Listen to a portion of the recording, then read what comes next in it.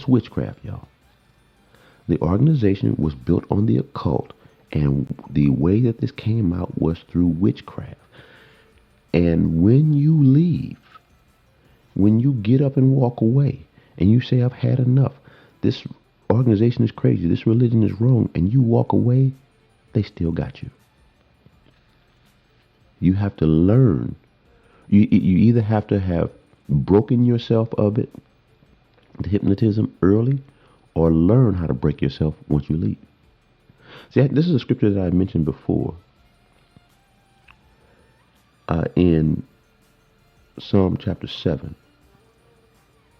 where David said, O Lord my God, in you I do take refuge. Save me from my pursuers and deliver me. Now, look, I want to stop right there because you can take that and understand David may have been talking about a physical thing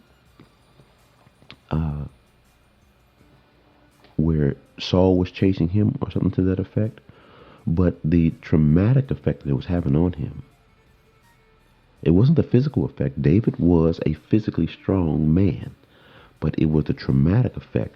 It was affecting his soul.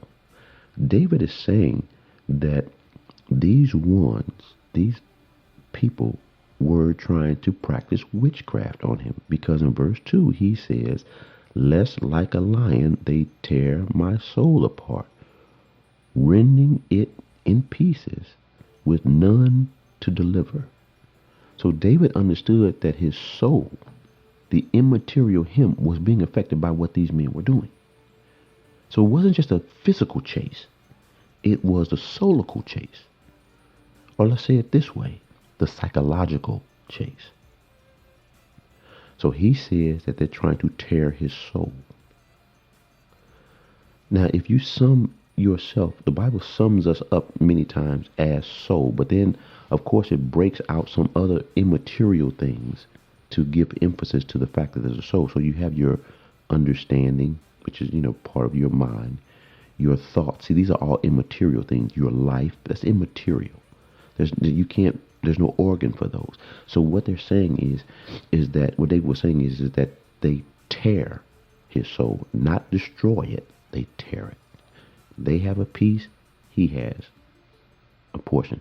By holding that piece, they can trigger David. And that's what David didn't want to be triggered. He didn't want to be controlled by anyone. That's why he said he needed to be saved. He took refuge in God. And that's the same thing that I'm saying this organization does. It's through their witchcraft they tear the soul. They tear your soul, they tear my soul. And you know that they tear it because when you walk away from it, you're not fully away from it. How many times have you seen a witness and got nervous? You've seen witnesses outside, your stomach starts to rile, you turn the other way. You may get afraid, you may get angry, or whatever the case may be. You feel something definite. You're triggered. You're triggered because you've seen them. You're triggered because you see a magazine on the ground, a track, anything. You're triggered because you see them out there with their sign. What's the new cart thing that they do? You're triggered because you see that and you get frustrated. Maybe you want to argue with them, whatever. They got your soul. They got a portion of your soul. You can't walk away from life and not still feel something in connection with the religion and the organization because they tore your soul. It's witchcraft. My father grew up Catholic, as my mother did too. But let me just say, when my mother decided to walk away from Catholicism, and this, I don't think she had any negative experiences. I mean, I really don't know. I don't think she had any negative experiences with Catholicism. Her parents watched over them in Catholicism. When her father died, her mother was like a hawk. I mean, the Catholic Church was in the black community, so the school that she went to, the grade school she went to, was like right up the street and around the corner. So, they were close. So I don't think she had any negative experience. But the thing is that when they walked away from the Catholic Church, there was no triggering. They could walk away. Now, I'm not saying the Catholic Church isn't into spiritism. They weren't into the type that we were in. So the soul wasn't torn.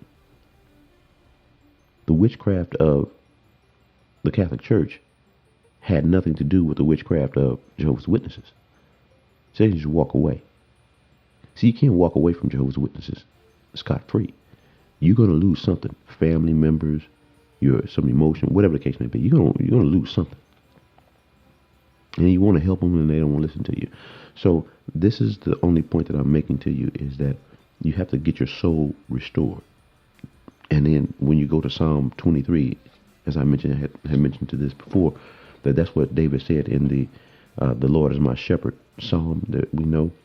But he said that in verse 3, he restores my soul. See, he leads me beside waters in verse 2. And he makes me lie down in green pastures, says that too, but it says he restores my soul. He leads me in path of righteousness for his name's sake. So the soul is restored. In other words, you're whole. So that you can see a Jehovah's Witness, and then you're not triggered or bothered or anything by it. You go around your Witness family members, and though we have a connection with our family members, we know we got something greater as a Christian than what they have. See, they don't recognize, they're not taught, as if you can remember in your days as a witness, how much you weren't taught about the Bible. But as a Christian, you know you got something better. So you're not triggered by it. You're not triggered by the religion. You know, I